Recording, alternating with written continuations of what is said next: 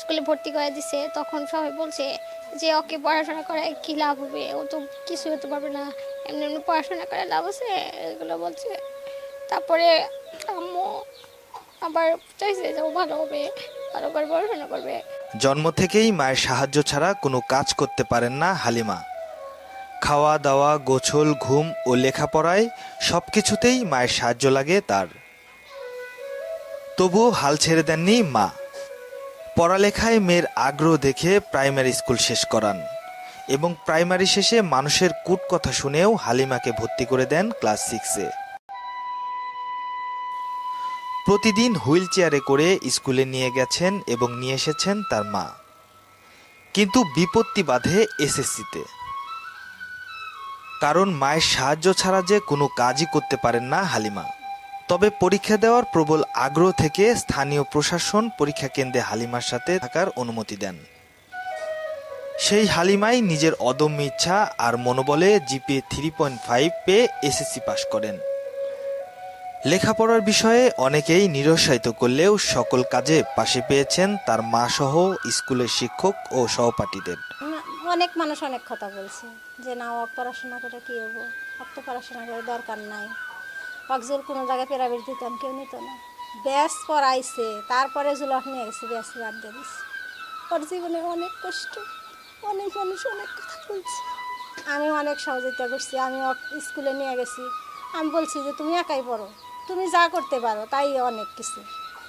কেউ না পড়াইলেও তোমার দেহ অবহেলা করে না করে, তুমি এইভাবে পড়াশোনা করে দেবে। এইভাবে পড়াশোনা করে যে এসএসসি পাস করছি।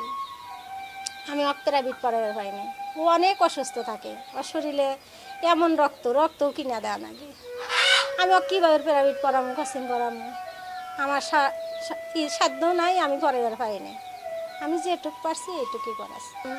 ও পড়াশোনা করতে চায়, বিশেষ ক্যাটার হবো, ওর মনের আশা। আর এসএসসি পরীক্ষায় উত্তীর্ণ হতে পেরে খুশি হালিমা। হালিমার স্বপ্ন লেখাপড়া করে বিশেষ ক্যাডার হয়ে দেশের সেবা করতে চান। হালিমাকে নিয়ে গর্বিত স্কুলের শিক্ষক ও তার সহপাঠীরা। ও ষষ্ঠ শ্রেণী ভর্তি হওয়ার পরে ও তো হাঁটতে পারতো না, ওর মার সহযোগিতায় হুইল চেয়ারে সে প্রত্যেক দিন ওর মা এখানে আমাদের এই স্কুলে মানে পৌঁছা দিত এবং তারপরে বিকেল 4টা 4:30 সে আবার নিয়ে যেত আর কি। তো এত কষ্ট করে সে দেখছি যে ষষ্ঠ শ্রেণী থেকে এই এসএসসি পর্যন্ত সে আসলে প্রত্যেকটা ক্লাসে সে সাফল্যের সাথে সে রেজাল্ট করছে।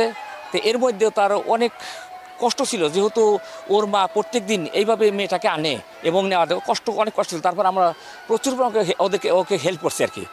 জন্মের 6 মাস পর থেকেই তার শারীরিক পরিবর্তন দেখা দিতে থাকে। রক্ত স্বল্পতা সহ নানা অসুখ বাধে তার শরীরে। সাধ্যমতো চিকিৎসার পরেও শরীরে কোনো উন্নতি দেখা যায়নি। অর্থের অভাবে ঠিকমতো হালিমার চিকিৎসাও করতে পারছেন না দরিদ্র কৃষক বাবা। তাই মেয়ের স্বপ্ন পূরণে তার লেখাপড়া চালিয়ে দিতে সরকারি বেসরকারি সহায়তার দাবি জানান হালিমার মা। হামিদুল ইসলাম ও শাহিদা খাতুনের 2 মেয়ে ও 2 ছেলের মধ্যে সবার বড় হালিমা। সিরাজগঞ্জ, কামারখান থেকে দি সার্চ।